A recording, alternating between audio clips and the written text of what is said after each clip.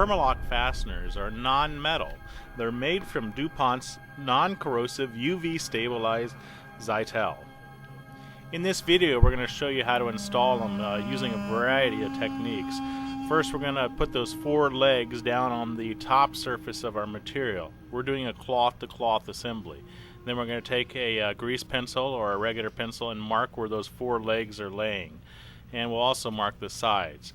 Now we're using a scratch awl here that you can purchase from Sailrite, or you may have one of your own.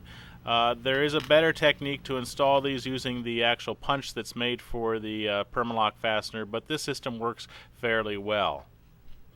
Okay, once those holes are in place, we don't have a hole for the center position yet, and I'm going to show you a variety of ways to do it if you don't have the tool that is made specially for this Permalock fastener. Okay, once those four legs are placed through those holes, then you simply need to install the back portion of this eyelet. Okay, the back portion has a flat side. That flat side should be facing the fabric. And there's the side that is not flat, and that is the flat side. So that faces the fabric. You'll notice it right offhand when you have this part in your hand.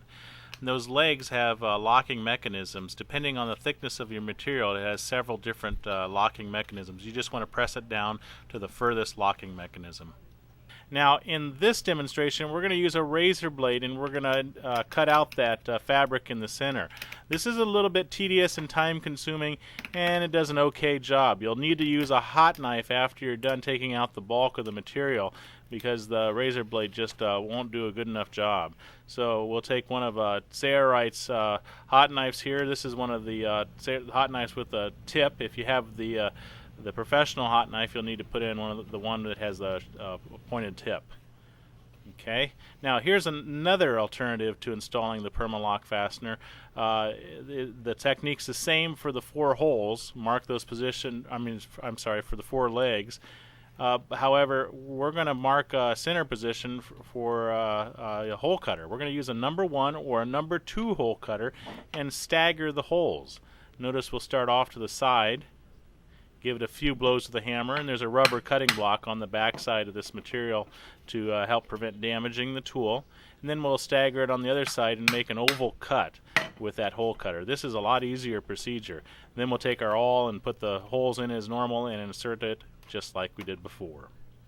So that's the second technique of installing this. The third technique is using the hole cutter.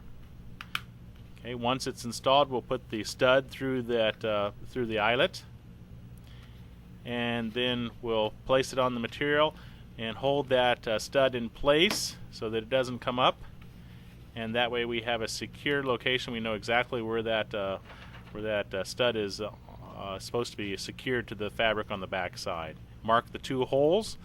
Those two holes will be used as a rivet, holes for rivets to be inserted. Now, the awl is a real big pain here. If you don't have anything else, you don't have a hole punch, use the awl.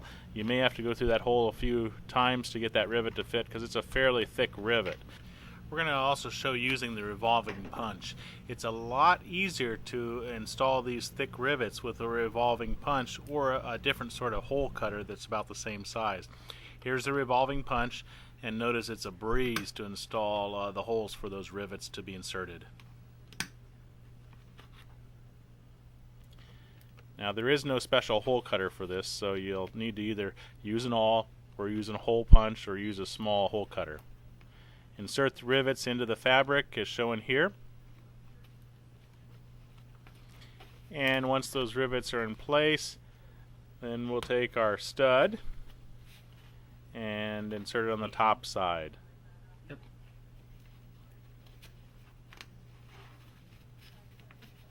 Okay. Now put the stud on top, and then we're going to use some sort of riveting punch. We're going to be using the deluxe snap fastener installation tool punch that comes for snaps.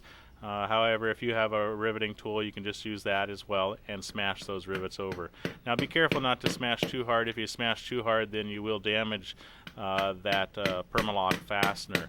You just want the rivets to be resting on the top of that plastic fastener. You don't want them to be actually going down hard, because it could crack the fastener. There we are, it's installed. And that's all there is to installing the Permalock fasteners. Thanks again for watching.